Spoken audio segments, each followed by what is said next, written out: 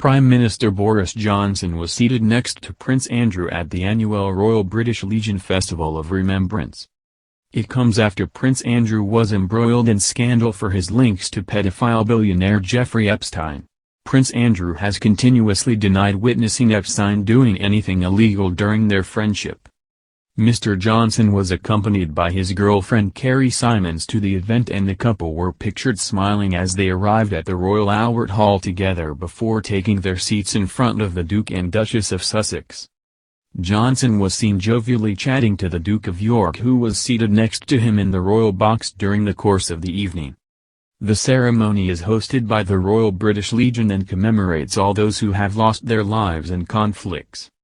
It marks 75 years since notable battles of 1944, which included Monte Cassino, Kohima, and Imphal, D-Day, and the collaboration of Commonwealth and Allied forces. It also celebrates the 100th anniversary of the Government Communications Headquarters and pay tribute to RFA Mounts Bay, which delivered supplies and aid to the Bahamas after Hurricane Dorian this year. The ceremony features artists including James Blunt, Leona Lewis and Jeff Goldblum performing alongside the Central Band of the Royal Air Force and Band of Royal Marines. Also in attendance were Kate Middleton and Prince William, marking the first time the Sussexes and Cambridges have been seen together since Harry and Meghan opened up about their struggles in an emotional television documentary last month. All four of them joined the Queen in the royal box for the event on Saturday evening, but were not seated next to each other. Meghan dazzled in Aquazzura de Nouveau pointy toe pumps and Jessica McCormack ruby heart earrings, while Kate opted for pearl earrings, loaned from the Queen, and a Zara headband. Earlier today, the Prime Minister gave tributes ahead of Remembrance Sunday as the three main party leaders prepared to break away from the election campaign trail to pay their respects tomorrow. Boris Johnson said he will be proud to lay his first wreath at the cenotaph as PM, and vowed to continue to champion those who serve today with such bravery in our military.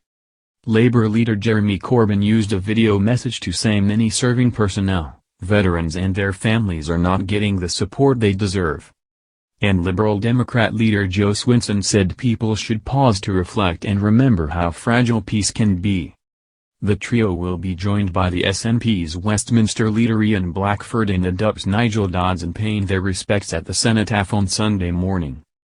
The 31-year-old girlfriend of the Prime Minister looked thoughtful as she sat next to the Tory leader in a stunning black gown she teamed with black shoes and a poppy. She wore her hair down for the event at the Royal Albert Hall. Carrie was positioned in front of Prince Harry and Meghan Markle, with Mr. Johnson sat near to Prince Andrew, who he engaged in conversation with. Mr. Johnson took time out of his election schedule to attend the event in London with his young girlfriend.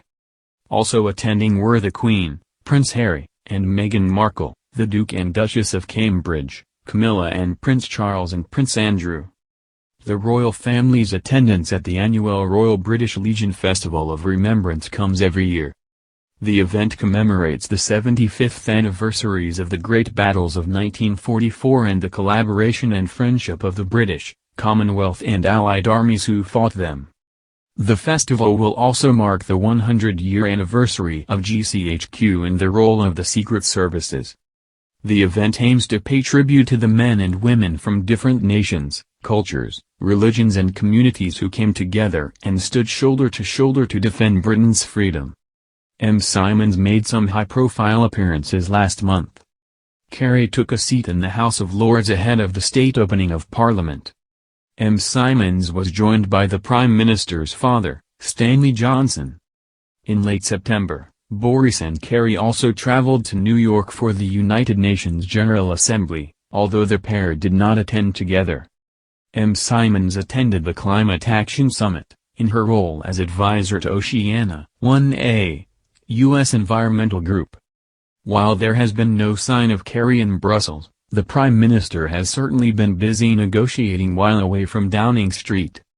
Of course, she also welcomed the new No 10 Pup Island to Downing Street. The 15-week-old Jack Russell Cross was left abandoned by puppy farmers. A spokesman for the Prime Minister said, "The PM has always been a passionate supporter of animal welfare and believes in giving animals the best start in life."